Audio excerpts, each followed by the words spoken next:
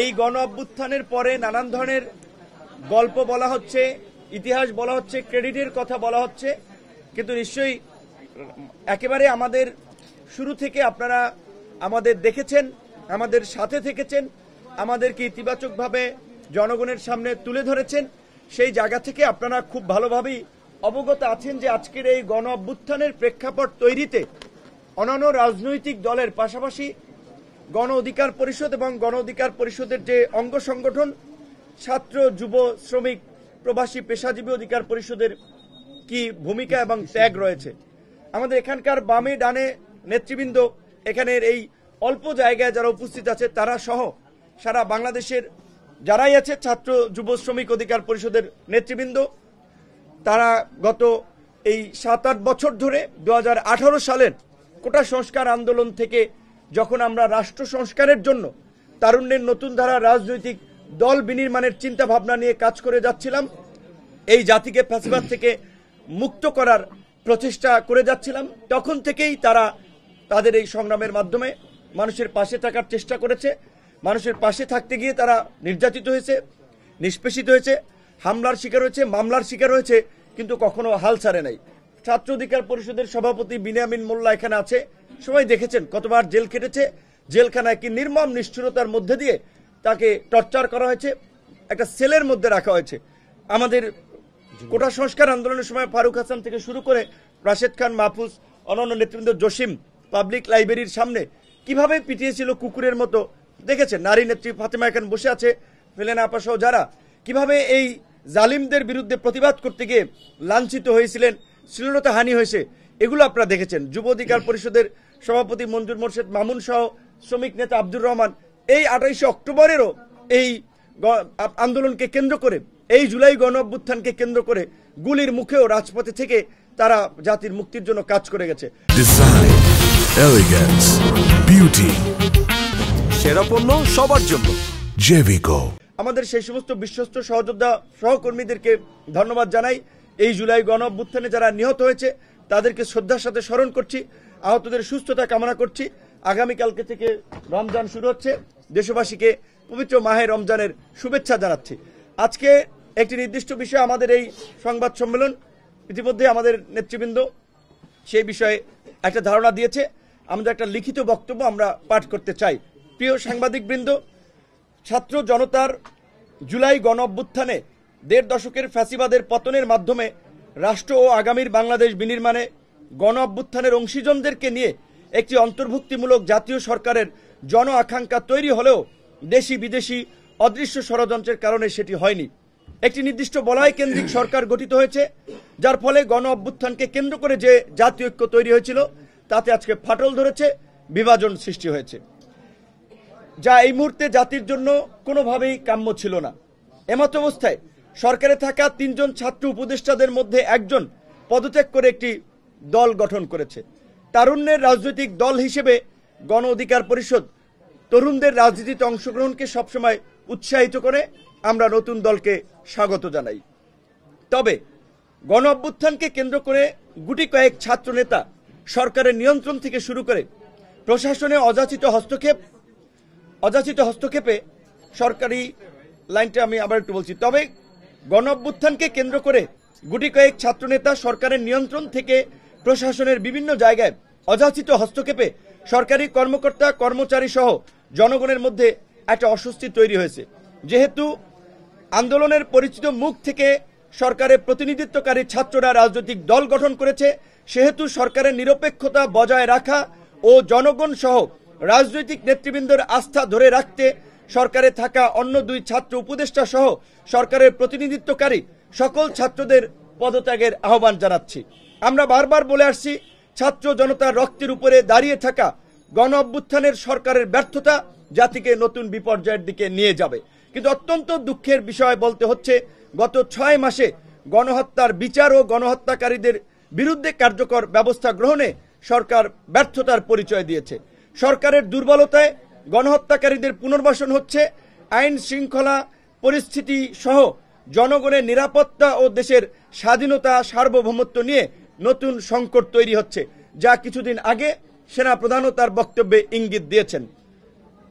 গণ অভ্যুত্থান কেন্দ্রিক নতুন রাজনীতি ও নতুন বাংলাদেশ বিনির্মাণে যে জন আকাঙ্ক্ষা তৈরি হয়েছে তার বাস্তবায়নে রাষ্ট্র ও রাজনীতির সংস্কার জরুরি বলে আমরা মনে করছি।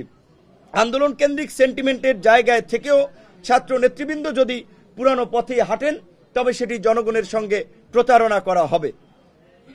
দুঃখজনক হলেও সত্য, গত 6 মাসে সেটি অবলোকন করা গেছে। আন্দোলন কেন্দ্রিক পরিচিত ছাত্র নেতৃবৃন্দের তদবির, নিয়োগ, টেন্ডার বাণিজ্য সহ নানাবিধ অনৈতিক কর্মকাণ্ডের অসংখ্য ঘটনা ইতিমধ্যেই সোশ্যাল মিডিয়া, গণমাধ্যম সহ বিভিন্ন গোয়েন্দা সংস্থার প্রতিবেদনে উঠে এসেছে।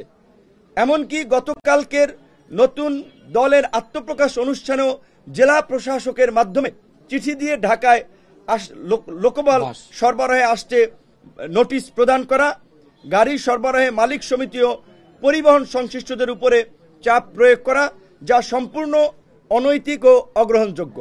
বৈষম্য বিরোধী আন্দোলন বা জুলাই গণ অভ্যুত্থান কোনো একক সংগঠন বা নেতৃবৃন্দের দ্বারা সংগঠিত হয়নি। রাজনৈতিক নেতৃবৃন্দের সময়োপযোগী পদক্ষেপ, ছাত্র জনতার স্বতঃস্ফূর্ত অংশগ্রহণ ও সম্মিলিত প্রচেষ্টার মাধ্যমে এ গণ অভ্যুত্থান সংগঠিত হয়। কাজেই জুলাই গণ অভ্যুত্থানকে মুক্তিযুদ্ধের আওয়ামী চেতনার বয়ানের মতো কোনো অসত্য, বিভ্রান্তিমূলক ন্যারেটিভ তৈরি না করতে সকলের প্রতি আহ্বান জানাচ্ছি।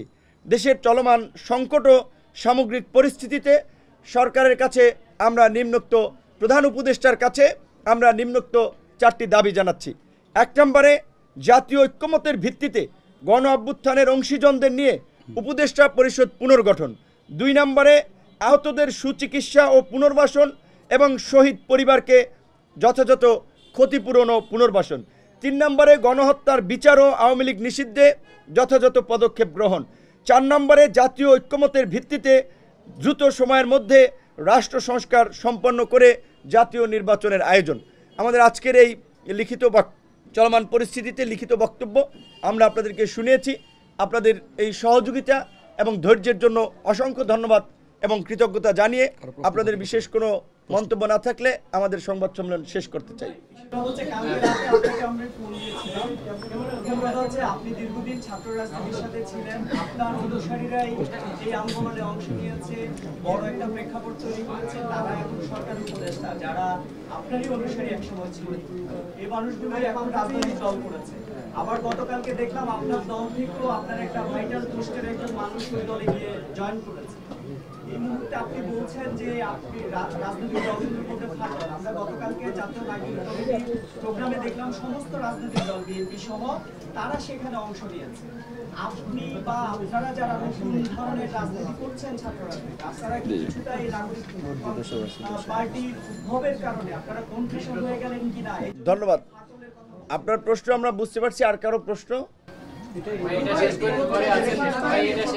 গতকালকে অনেককে দাওয়াত দেওয়া হয়েছে, আবু সাইদের পরিবারের কাউকে দাওয়াত দেওয়া হয়নি এবং এটি নিয়ে আবু সাইদের ভাই ক্ষোভ প্রকাশ করেছে সামাজিক যোগাযোগ মাধ্যম এবং সাংবাদিক ব্রিফিং করে। বিষয়টা আপনি কিভাবে দেখছেন?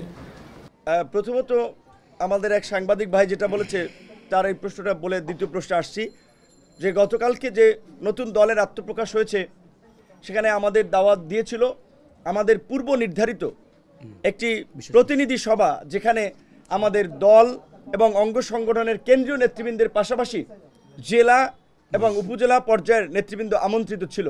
কাজেই সাংগঠনিক বিবেচনায় আমাদের সেটি গুরুত্বপূর্ণ ছিল। আমরা কিন্তু নতুন দলের বিষয়ে, তরুণদের রাজনীতিতে অংশগ্রহণের বিষয়ে সবসময় ইতিবাচকভাবে বলে আসছি। কিন্তু এই জুলাই গণ অভ্যুত্থানকে কেন্দ্র করে যারা রাজনীতি করতে চাচ্ছে তাদের অনেকে আমাদের সহযোদ্ধা সহকর্মী ছিল। আমাদের কিছু নৈতিক জায়গা থেকে, আদর্শিক জায়গা থেকে তাদেরকে আমরা সুপরামর্শ দিয়ে আসছি, আমরা ভবিষ্যতেও দিব। কিন্তু আমরা শেখ হাসিনাকে বলেছিলাম যে সরকারের থেকে, দলীয় সরকার অধীনে শেখ হাসিনা নির্বাচন করতে চেয়েছিল, সেটি রুখে দেওয়ার জন্য আমরা আন্দোলন সংগ্রাম করেছিলাম। কারণ সরকারের থেকে সে নির্বাচন করলে তো নির্বাচনকে প্রভাবিত করবে। এখন এই সরকারের উপদেষ্টা থেকে যদি তারা দল গঠন করে তাহলে তো এইটা সরকারি দল হবে। তাহলে আওয়ামী লীগের মধ্যে এই সরকারি দলের মধ্যে পার্থক্যটা কোথায়? গণ অভ্যুত্থানকে যেভাবে গুটি কয়েক ব্যক্তিকেন্দ্রিক গ্লোরিফাই করা হচ্ছে কিংবা কাউকে বিশেষভাবে ক্রেডিট দেওয়া হচ্ছে, সেটা তো বাস্তবতা না। এই গণ অভ্যুত্থানে বিএনপি জামাত সহ বিশেষ করে এই গণ অভ্যুত্থানের তরুণরা যে ভূমিকা রেখেছিল 18 থেকে যারা কোনো সংস্কার আন্দোলন করেছিল তাদের কথা ওইভাবে কোনো জায়গায় বলা হচ্ছে না। এখন সরকারে আছে, সরকার উপদেষ্টা হয়ে তারা সরকার ব্যবসা বাণিজ্য সব কিছু নিয়ন্ত্রণ করছে, গণমাধ্যমকে নির্দেশনা দিচ্ছে এইভাবে খবর দেখাবেন, এইভাবে প্রচার করবেন, তারা প্রচার করছে। আওয়ামী মাফিয়া দুর্বৃত্তদের সাথে রাতের অন্ধকারে মিটিং করা হচ্ছে, তাদেরকে পুনর্বাসনের জন্য আশ্বস্ত করা হচ্ছে, আমলাতন্ত্র থেকে শুরু করে রাজনীতি সব জায়গায়।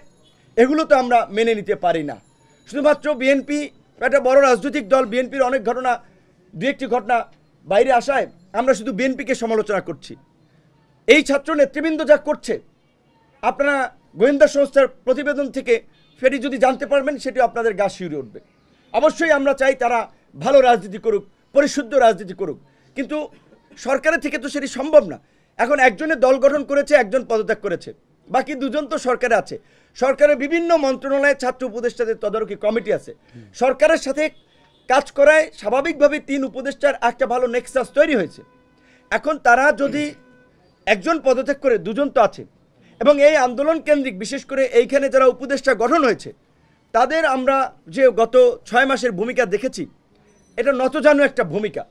তারা ছাত্র নেতৃবৃন্দের কাছে জিম্মি ছিলেন অনেক ক্ষেত্রেই, কাজেই তারাও সক্রিয়ভাবে মেরুদণ্ড উঁচু করে অনেক সিদ্ধান্ত নিতে পেরেছে, অনেক কাজ করতে পেরেছে বলে এটি আমি মনে করি না। এটি যদি করতে পারতো তাহলে দেশের এই আজকে পরিস্থিতি 6 মাস পরে এরকম হতো না, এবং 6 মাস পরে সেনা প্রধানের বলা লাগতো না পাবলিকলি এনাফ ইজ এনাফ। এবং আমরা মনে করি যে সেনা প্রধান যে স্পিরিটের জায়গা থেকে কথা বলেছেন সেটি যথার্থ।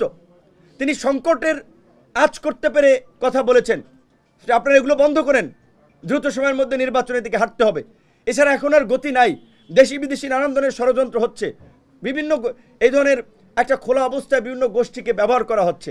তো সেই জায়গা থেকে ছাত্র নেতৃবৃন্দ সহ অন্যান্য রাজনৈতিক দল, আমরা 42টি রাজনৈতিক দল হাসিনার বিরুদ্ধে আমরা আন্দোলন করেছিলাম একসাথে।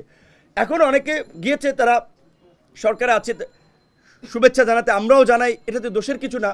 তবে আমরা মনে করি যে তাদের সরকার থেকে বেরিয়ে একটা সংগ্রামের মধ্যে দিয়ে গণ অধিকার পরিষদের তরুণরা যেভাবে 7-8 বছর উঠে এসেছে সেইভাবে তৈরি হওয়া দরকার। এখন তারা যদি, আমরা যেটা আওয়ামী লীগের আমলে বলেছিলাম না, আমাদেরকে কোটি কোটি টাকার অফার দেওয়া হয়েছে, সিটের অফার দেওয়া হয়েছিল, আমরা যাই নাই সেখানে। যখন ওই জেনারেল ইব্রাহিম সাহেব কিংবা আপনার ওই শাহজাহান ওমরের মতো লোকেরা গিয়েছে, তখন আমরা বলেছিলাম যে শেখ হাসিনার সরকার রাজনীতিতে কোরবানির গরু, কোরবানির পশুর মতো কেনা বেচা করছে।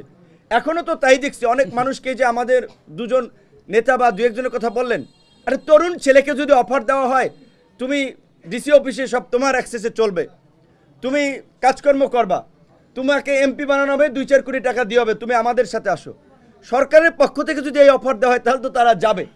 যারা গিয়েছে তারা আবার ফিরে আসবে, অতীতেও যারা গিয়েছে তারা অনেক এসেছে। গণ অধিকার পরিষদ হাওয়ার উপরে কোনো তৈরি হওয়া দল না, রাজপথের ধারাবাহিক আন্দোলন সংগ্রামের মধ্যে দিয়ে জন আকাঙ্ক্ষার ভিত্তিতে তৈরি হওয়া দল, যেই দলের ত্যাগ অনেক রয়েছে এবং একটা প্রতিকূল সময় তারা তৈরি হয়েছে। কাজে এই দল আছে, থাকবে, এবং ভবিষ্যতে এই দলই বাংলাদেশকে ইনশাল্লাহ নেতৃত্ব দিবে সবাইকে নিয়ে। এবং দ্বিতীয় প্রশ্ন, এক ভাই যেটা বলেছে সেটা একটু বলতে চাই, আবু সাঈদের পরিবার কথা। এই কথাটি আজকে কেন সাংবাদিকরা লিখবে কিংবা আবু সাঈদের ভাই দুঃখ প্রকাশ করবে? এই দেশের যত গণ আন্দোলন হয়েছে সেই আন্দোলনের শহীদদেরকে নিয়ে ব্যবসা করা হয়েছে। আওয়ামী লীগ যেভাবে মুক্তিযুদ্ধের চেতনা নিয়ে ব্যবসা করেছে, এই গণ অভ্যুত্থানের ঠিকাদার দাবি করা কতিপয় ছাত্রনেতা এবং 2-4 জন ব্যক্তি সংগঠন, তারা তাদের এই চেতনা বা চেতনার ব্যবসা করেছে। তারা গণ অভ্যুত্থান আকাঙ্ক্ষা দল করবে, ভুক্তভোগী পরিবারকে নিয়ে দল করবে। বিএনপি অলরেডি তো একটা দল, এই দলে তো তাদের অনেক স্যাক্রিফাইস হয়েছে। জামাত অলরেডি একটা দল, সিপিবি একটা দল, গণসংহতি আন্দোলন একটা দল, গণ অধিকার পরিষদ একটা দল। সব দল তো এই আন্দোলনের আগেই এই গণ অভ্যুত্থান চেতনাকে ধারণ করে তারা রাজপথে নেমেছে। সবাই রাজনীতিতে সংস্কারের কথা বলছে, কাজে এই সমস্ত মুখরোচক কথা বলা হচ্ছে, বাস্তবতা ভিন্ন। যেই কারণেই এই গণ অভ্যুত্থানের সবচেয়ে আইকনিক ফিগার, টার্নিং পয়েন্ট ছিল সত্যিকার অর্থেই এটি যদিও গর্বের অহংকারের আবার দুঃখের, যে আবু সাঈদের বীরত্বপূর্ণ আত্মত্যাগ। অথচ সেই আবু সাঈদের পরিবারকে তো আনুষ্ঠানিকভাবে দাওয়াত হয়নি। যদি তারা গণ অভ্যুত্থানের চেতনা ধারণ করতো তাহলে ওই মঞ্চে এই শহীদ পরিবারকেই তারা প্রাধান্য দিয়ে সামনে রাখতে পারতো। শুধু আবু সাঈদের পরিবার না, এই পিজি হসপিটাল থেকে কয়েকদিন পর পর আহতরা যমুনার গেটের সামনে আসেন, প্রেস ক্লাবের সামনে আসেন, যে তাদের সুচিকিৎসার দাবিতে। আমরা গত 6 মাসে এই সম্পর্কে ওইভাবে একটি খুব বেশি কথা বলি নাই, যে আমাদের ছোট ভাই সহকর্মী তাদের সম্পর্কে আমাদের বলা ঠিক হবে না। তারা গণ অভ্যুত্থানের এই আহতদের তালিকা নিয়েও যে 9-6 স্বজনপ্রীতি করেছে, যারা তাদের রাজনীতি করবে তাদেরকে একটা ভালো ক্রাইটেরিয়ায় তাদেরকে বিদেশ পাঠানোর প্রাধান্য দেওয়া, যারা তাদের কথা শুনছে না, তাদের রাজনীতিতে যুক্ত হচ্ছে না, তাদেরকে প্রাধান্য দেওয়া হচ্ছে না। এই ঘটনাগুলো আপনারা খোঁজ নেন। এখন তাদের অনেকের ফেসবুক ফলোয়ার আছে, আন্দোলনের কারণে একটা হাইপে ফিগার হয়েছে। এখন তাই বলে আপনারা ভাবছেন যে তাদের বিরুদ্ধে নিউজ করাও ডিফিকাল্ট, বলাও ডিফিকাল্ট না। আপনাদেরকে সত্য উন্মোচন করতে হবে। গণমাধ্যমের শক্তি অনেক, গণমাধ্যমকে আজকে স্বাধীনভাবে কাজ করতে হবে। কয়েকদিন আগে যদিও আমরা দেখেছি বিভিন্ন গণমাধ্যম হাউসে লিস্ট জড়িয়ে দেওয়া হয়েছে, অমুককে চাকরিচ্যুত করেন, অমুকে এই তমুকে এইটা করার কে, যারা এই যে লিস্ট ধরিয়ে দিয়েছে। কাজী গণ অধিকার পরিষদের পক্ষ থেকে এটিও গণমাধ্যমকে এনশিওর করতে চাই, কোনো রাজনৈতিক দলের প্রেসক্রিপশনে কোনো গণমাধ্যম হাউস থেকে কোনো কর্মীকে ছাঁটাই করা চলবে না। গণমাধ্যম কর্মীরা তাদের মর্যাদা সম্মান নিয়ে স্বাধীনভাবে কাজ করবে। গণমাধ্যমের মালিকরা যার যে হাউস ছিল সে সেভাবে চালাবে। যদি কেউ অপরাধ করে থাকে আইনগতভাবে তার বিরুদ্ধে পদক্ষেপ নেওয়া হবে, কিন্তু কাউকে টাকা দিয়ে পয়সা দিয়ে ম্যানেজ করে ব্যবসা করবে, চালাবে, প্রতিষ্ঠান চালাবে, এই ধরনের অনৈতিক পন্থায় যাবেন না, তারা রেহাই পাবেন না। ছাত্রদেরকে কিছু পয়সা দিয়ে যদি রেহাই পেতে চান, জনতা রুখে দেবে আপনাদেরকে।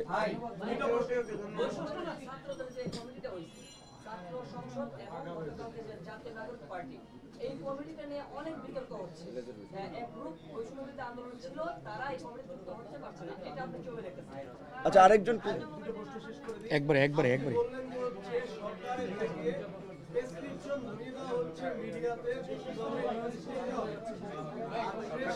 প্লিজ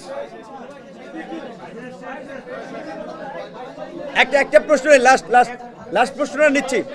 আচ্ছা, হ্যাঁ, last please, on just last প্রশ্ন, এটা ভালো প্রশ্ন করতেছেন।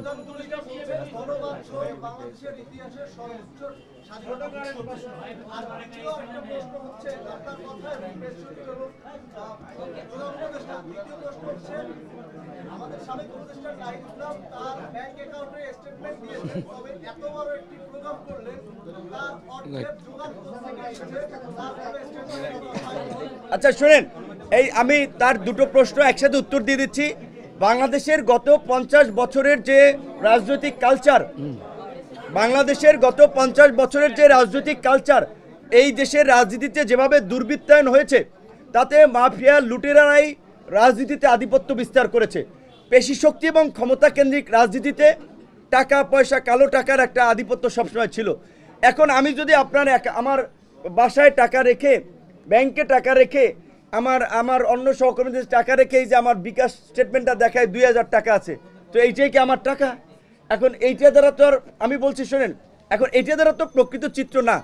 এখন বিষয়টা কার অবৈধ টাকা আছে, বৈধ টাকা আছে, সেই বিষয়টি নিয়ে আমরা কথা বলবো না। কিন্তু বাংলাদেশের প্রেক্ষাপটে রাজনীতি করতে এবং রাজনৈতিক দল পরিচালনা করতে হলে টাকার প্রয়োজন হয়। আমরা সেটা হারে হারে টের পাচ্ছি। আমাদের টাকা নাই বিধে এই মুরগির খোপের মতো একটা কার্যালয়ে আপনাদেরকে বসাইয়া, ঘামাইয়া, ভিজাইয়া এই যে সংবাদ সম্মেলন করতেছি, নিজেরা কষ্ট করতেছি। আমাদের সক্ষমতা নাই বিধে আমরা এত জাঁকজমকপূর্ণভাবে ওইভাবে প্রোগ্রাম করতে পারি না। রাজনীতি যদি কেউ বলে পাবলিক দেয়, অমুকে দেয়, এইটা অনেক ক্ষেত্রে ভুল কথা। যদি নিজের দলীয় নেতাকর্মীরা সাপোর্ট না করে, পাবলিক খুব বেশি সহযোগিতা করে, একটা মোমেন্টামে করে, তবে নতুন রাজনৈতিক দল সরকারের সহযোগিতা পাচ্ছে, তাদের জন্য এরকম প্রোগ্রাম করা কোনো বিষয় না, তাদের অর্থ সংস্থানও কোনো সংকট না। যদিও আমরা বিরোধী দলে থাকা অবস্থায়ও আমাদেরকে নিয়ে নানান ধরনের প্রোপাগান্ডা চালানো হয়েছে, এখনও চালাচ্ছে। কিন্তু আমরা সুনির্দিষ্টভাবে বলি, গোয়েন্দা সংস্থাকে চ্যালেঞ্জ করে বললাম, আপনারা গোয়েন্দা সংস্থাগুলোর কাছ থেকে প্রতিবেদন নেন, আমাদের কারো বিরুদ্ধে কয় টাকার কি অভিযোগ ছিল। আওয়ামী লীগের প্রোপাগান্ডা আমাদের চরিত্র উন্নয়নের চেষ্টা করা হয়েছে। আর এখনকার যারা পরিচিত নেতৃবৃন্দ ছিল, তাদের কোথায় কি আপনারা খোঁজ নেন। আরেকটা কথায় ভাই যেটা বলেছেন যে প্রধান উপদেষ্টা এবং প্রেস সচিবের রেফারেন্স দিয়ে গণমাধ্যম সর্বকালের সেরা স্বাধীনতা ভোগ করছে, কথাটি কতটুকু সত্য সেইটা তো গণমাধ্যম কর্মীরাই জানেন। প্রধান উপদেষ্টা অবশ্যই একজন প্রগতিশীল চিন্তাভাবনার মানুষ, আন্তর্জাতিকভাবে সম্মানিত এবং সমাদৃত একটি মানুষ, পশ্চিমা দেশে থেকে চলাফেরা করে, তার আমি মনে করি একটা উদার মানসিকতা আছে। এখন তিনি হয়তো ভাবছেন তার মতো সবাই উদার, কিন্তু তার আশপাশে যারা আছে সরকারে তারা কতটুকু উদার, কতটুকু প্রগতিশীল, কতটুকু তার মতো চিন্তা করছে সেটি তো তার গত 6 মাসে বোঝা উচিত। তার সরকারের প্রতি যেভাবে দলমত নির্বিশেষে 6 মাস আগে সমর্থন ছিল একচেটিয়া, সেই সমর্থন আজকে কেন রাজনৈতিক দলগুলো সন্দেহ সংশয়ের চোখে দেখছে? কেন তারা যেভাবে শুরুতে রাষ্ট্র সংস্কারের জন্য ব্ল্যাঙ্ক চেক দিয়েও এখন দ্রুত সময়ের মধ্যে নির্বাচন চাচ্ছে? কেন সরকারের নিরপেক্ষতা নিয়ে প্রশ্ন তুলছে? তা আমি প্রধান উপদেষ্টার কাছে এটা বলবো, মাননীয় প্রধান উপদেষ্টা, আপনি অত্যন্ত একজন সম্মানিত বিজ্ঞ ব্যক্তি। আপনার দুর্দিনে এই ছাত্র নেতৃবৃন্দ অনেকে যখন আপনার ধারে কাছেও ছিল না, আপনি যখন চেনেন না, তখন এই গণ অধিকার পরিষদের এই ছেলেরা এই মেয়েরা মশাল মিছিল করেছে ডক্টর ইউনূসকে হয়রানির প্রতিবাদে, সেমিনার করেছে এই judicial harassment on doctor Yunus, তার পাশে ছিল। কোনো আমরা উচ্চাকাঙ্ক্ষার সুবিধা লাভের জন্য না, দেশ এবং জাতির প্রয়োজনে। তার প্রতি আমাদের অনুরোধ থাকবে আজকের এই সংবাদ সম্মেলনকে আমলে নিয়ে এই আদামরা উপদেষ্টা পরিষদ, এই দুর্বল উপদেষ্টা পরিষদ পুনর্গঠন করে আপনি একটি অবাধ সুষ্ঠু নিরপেক্ষ নির্বাচনের মধ্যে দিয়ে রাষ্ট্র সংস্কার করে জাতিকে একটি নতুন দিশার সন্ধান দিন। অন্যথায় এই দেশ একটি সংকটে পড়বে, আপনিও হয়তো অসম্মানের মধ্যে দিয়ে আপনার বিদায় নেওয়া লাগতে পারে। কারণ যেভাবে দেশের পরিস্থিতি তালগোল পাকাচ্ছে আমরা খুব উদ্বিগ্ন এবং আমরা সংশয়ের মধ্যে আছি, যেই কারণেই আজকে আপনাদের সামনে এই কথাগুলো বলা। ধন্যবাদ।